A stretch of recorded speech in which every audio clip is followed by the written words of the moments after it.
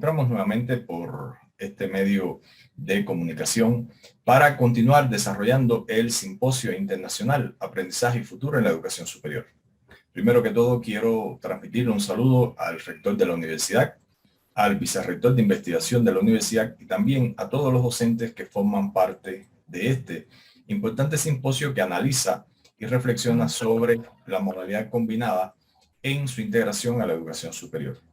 Uno de los aspectos principales para introducir el modelo combinado en la educación superior es contar con un sólido fundamento que aporten las ciencias de la educación. En tal sentido, estamos invitando al doctor Elmis Escribano para que reflexione con nosotros en este espacio del simposio sobre la ciencia de la educación, un soporte disciplinar para la integración del modelo combinado a la educación superior. El doctor Elmis Escribano Elvis es licenciado en Pedagogía Psicología y doctor en Ciencias Pedagógicas desde el año 1998. Es profesor titular de la Universidad de Matanzas. Fungió desde mayo de 1997 hasta julio del 2014 como vicerrector de investigación, posgrado y relaciones internacionales en la Universidad Pedagógica de Matanzas. Su tesis de grado, La concepción de la educación en la obra de José Martí, fue merecedora del Premio Nacional a la mejor tesis de grado. El doctor Escribano ha publicado sistemáticamente el resultado de sus investigaciones en varios libros, capítulos de libros y revistas cubanas y extranjeras. Ha sido conferencista en eventos internacionales en Cuba, México, Venezuela, Ecuador y Bolivia. Es coordinador del Simposio Internacional Educación y Cultura Latinoamericana desde 1996 hasta la actualidad. También es el presidente del Comité Académico del Programa de Maestría en Educación de su universidad desde el año 2000 hasta la actualidad, maestría que ostenta la categoría de programa certificado. Desde su fundación en 1997 es el director de la revista Atenas, que está alojada en la web de la ciencia y es árbitro de más de 10 revistas internacionales. Es miembro de la Junta de Acreditación Nacional del Tribunal Estatal de Grado Científico de Ciencias de la Educación y del Consejo Técnico Asesor del Ministerio de Educación desde su fundación. Es experto del programa Ramal Sistema Educativo Cubano, Perspectivas de Desarrollo 2021-2026. Ha integrado el claustro de formación doctoral en universidades de México, Venezuela y Bolivia y ha fungido como consultor internacional. Es un placer, doctor Escribano, contar con su presencia en este simposio internacional. Le damos la bienvenida para que comparta con nosotros las experiencias en los aportes que desde la ciencia y la educación se deben asumir para integrar el modelo combinado a la educación superior. Un saludo a los participantes en este evento y especialmente a los coordinadores, a quienes agradezco por la invitación para compartir posiciones y fundamentos en el tema las ciencias de la educación, un aporte disciplinar para el modelo combinado. Por la significación teórico-práctica que implica, considero muy pertinente prestar atención a la significación del rol que hoy tiene la ciencia de la educación en los modelos de enseñanza-aprendizaje que están mediados por la tecnología. La entrada al siglo XXI ha traído consigo drásticos cambios que han impactado en cada una de las esferas de la vida y en aspectos vitales de la cultura, sin ningún lugar a dudas. Soy también de los que sostienen la tesis que las transformaciones operadas en los modelos de enseñanza-aprendizaje que han prevalecido a lo largo de la historia de la cultura de la humanidad han estado condicionados por cambios, por transformaciones tecnológicas radicales que han existido en determinados momentos. Por ejemplo, la invención de la imprenta trajo consigo un modelo que preferenció la lectura y el análisis de los textos impresos, asociado por supuesto también a la centralidad que tuvo en ello el rol del docente. La existencia hoy de un mundo interconectado ha transformado primeramente a la economía y a la producción de bienes materiales, a la producción también de todo tipo de la propia tecnología, y también los servicios se han visto impactados por la tecnología, sobre la base de la significación que trae aparejada la proliferación de información y conocimientos, así como yo diría que la prevalencia de nuevos tipos de relaciones que se establecen en función de todo esto en este ambiente predominantemente tecnológico. Semejante situación ocurre al valorar la cultura a partir de la socialización creciente de determinados modelos de consumo cultural, que estos modelos en muchas ocasiones están distanciados del valor intrínseco, el valor artístico de una obra, y prevalecen otros elementos, otros cánones que pudieran ser incluso de carácter comercial, de carácter cultural, pero están sólidamente distribuidas, socializadas, publicitadas, y esto impacta muchísimo en la cultura.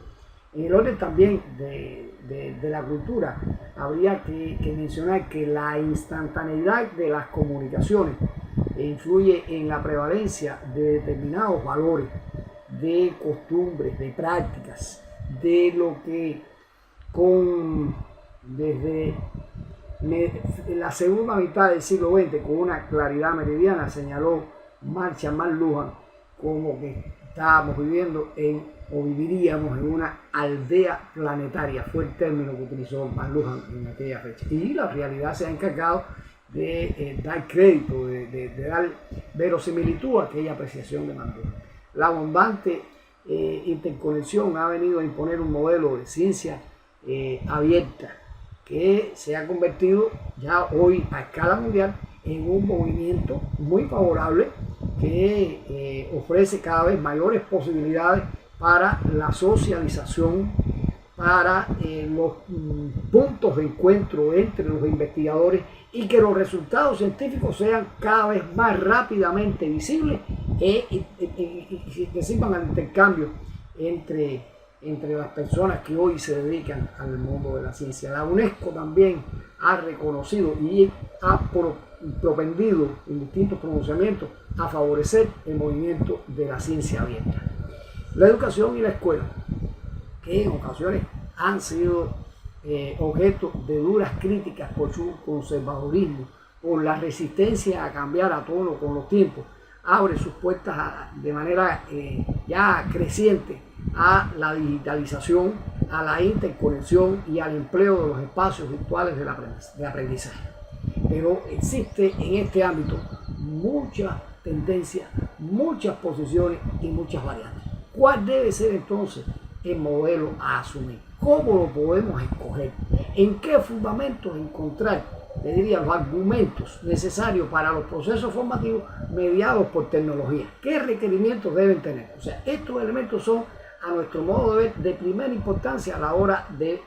pensar, a la hora de concebir una respuesta con argumentos coherentes sobre el tema. Las naciones acogieron la educación mediada por tecnología de modo favorable hace ya más de 30 años. Eso es indiscutible. Sin embargo, la preparación adecuada de los docentes para aplicar estos modelos concebidos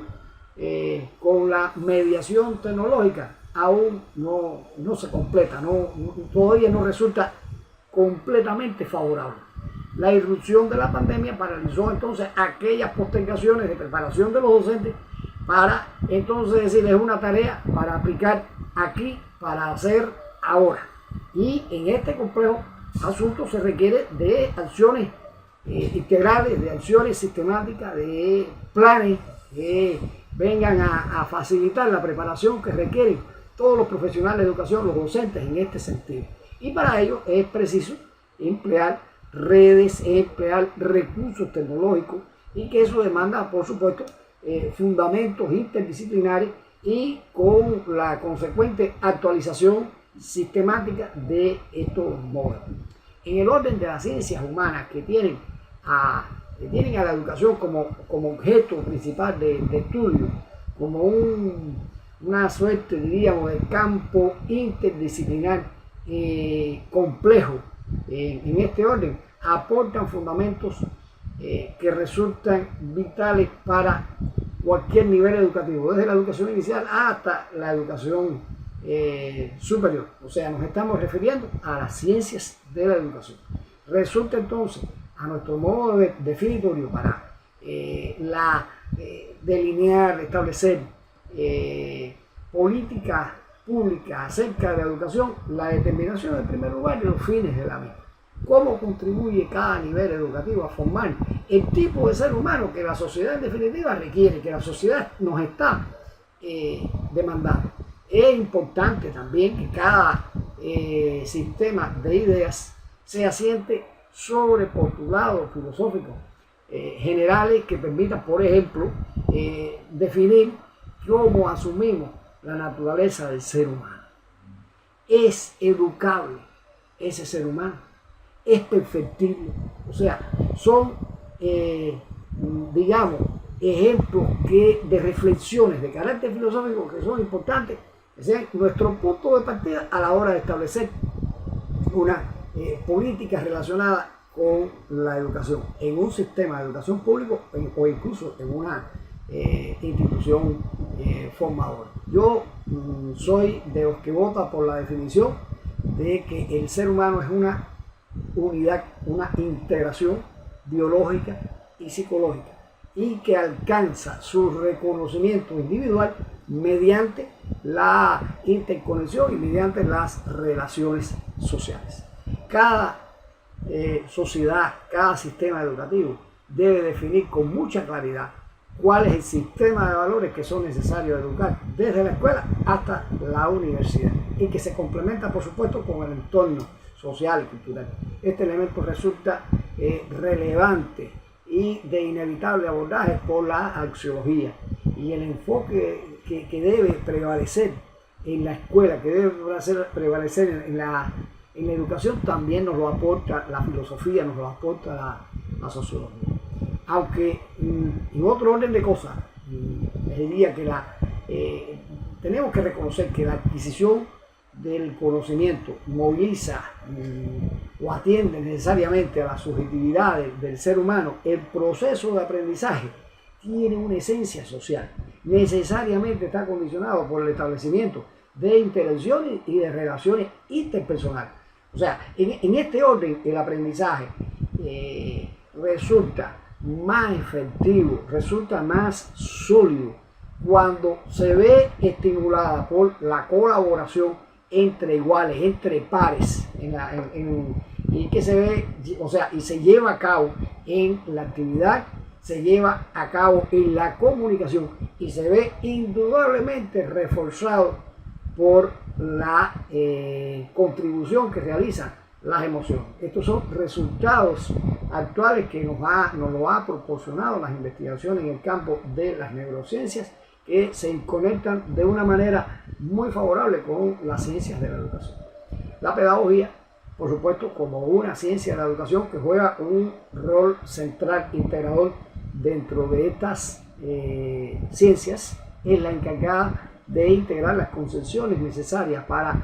ofrecer, digamos, que un discurso explicativo, una fundamentación del proceso que nos presente nuestro, vamos a decir que el sistema categorial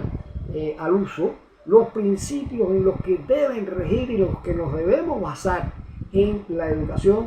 y que nos sirvan de hilos conductores para todas las acciones formativas dentro de un sistema, dentro de una institución,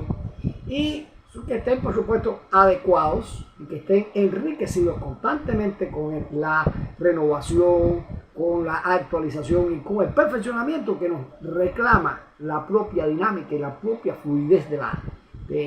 la vida. También les diría que la pedagogía también nos va a determinar la elección cuidadosa y siempre bien meditada del proceder metodológico a adoptar y las formas que serán evaluadas, las adquisiciones que serán evaluadas, los aprendizajes y las competencias que en definitiva son llevados a cabo en el proceso de formación. Eso es muy importante, o sea, tener una postura, tener un fundamento que le dé coherencia, que le dé integralidad con todas las contribuciones que pueden ofrecer cada uno de los campos disciplinares de las ciencias de la educación. Eso es muy interesante que nosotros lo podamos establecer. Las ciencias de la educación, como se aprecia en la lámina que podemos observar, aportan los fundamentos necesarios a la educación superior, en este caso, para la determinación de los objetivos, que hemos denominado de esta manera, objetivos formativos con alcance para toda la vida. O sea, la idea de que la educación comienza en la cuna y termina solo con la muerte, ¿no? Y que, por ejemplo, la educación es la mejor forma de preparar al hombre para la vida, son tesis que fueron planteadas para el caso de Cuba, primero por el eminente educador por antonomasia, el maestro del siglo XIX cubano, José La Luz y Caballero, y fue ratificada más tarde, en el año 1889, por José Martí en esa obra cumbre de la literatura infantil que es La Edad de Oro, donde ratifica esta idea que es original de José de la Luz y Caballero, que la educación comienza en la cuna y termina, sino con la tumba, y que bueno, este tránsito que tiene el hombre por la vida siempre lo lleva a una preparación vital, una preparación necesaria para enfrentar las contingencias de todo lo que ocurre. Resulta entonces muy complejo en la actualidad la determinación, en un segundo orden de cosas, de la relevancia y de la pertinencia de los contenidos que elijamos para un determinado curso, para un determinado programa. En un momento donde los contenidos envejecen, se ponen obsoletos por el paso del tiempo y por la aparición de otros contenidos que van a ser más integrales, más actuales, más mejor sistematizados, incluso verificados en la práctica. Entonces, ¿cuáles escoger? ¿Qué conocimientos resultan vitales para la formación de un profesional? Y que sobre esto, este profesional, en el ejercicio de su desempeño creativo, de su desempeño responsable, pueda enriquecer ese conocimiento, ese sistema inicial que nosotros le hemos proporcionado. ¿Cómo escoger ese sistema de conocimiento? Entonces, verdaderamente una problemática severa en la actualidad, y que le corresponde en buena medida también al campo disciplinar de la ciencia de la educación, pensar en ello, dar las rutas para tomar una determinación concienzuda sobre ello. A responder esta contradicción, nosotros también estaríamos en un tercer orden, enfrentado a la necesidad de determinar o de escoger o de seleccionar las metodologías activas más adecuadas para cada uno de los cursos, para cada uno de los programas, en correspondencia, colega, con la exigencia del curso, con el alcance del mismo, con el semestre, el año, el momento en que nos encontremos en la formación profesional, todo el conjunto de factores que son importantes que lo tengamos en cuenta. Lo que quiero significar es insistir en ello, la selección de las metodologías activas que nosotros traigamos para su uso sistemático en nuestros salones de clase, en nuestros ambientes virtuales de aprendizaje, no son escogidos de una manera festinada, de una manera superficial. Tienen que estar, vamos a decir que analizados y argumentados su uso por lo que nos aporta la filosofía de la educación, la psicología de la educación, la pedagogía, la sociología de la educación o la didáctica, por mencionar algunos elementos que son importantes que nosotros nos detengamos en ellos. Yo soy de los que defiende, estimados colegas, la postura que privilegia, en primer lugar, que cada docente debe estar en la necesidad ineludible de que estén rigurosa y necesariamente actualizados en la ciencia o en los campos disciplinares que debe impartir. Ese conocimiento que tiene que impartir, en ello los docentes deben estar completamente bien actualizados y bien preparados, con rigurosidad en todos los casos. Y en otro orden de cosas, deben estar bien actualizados en las ciencias de la educación para poder entonces argumentar con un sentido crítico los modelos a asumir. El modelo del que estamos hablando, el modelo combinado, o sea que ha resultado muy efectivo a su uso en la actualidad, requiere también una gran responsabilidad profesional, una responsabilidad pedagógica en la preparación de cada sesión de trabajo, en la concepción de las guías que los estudiantes tienen que resolver, en la elección de los recursos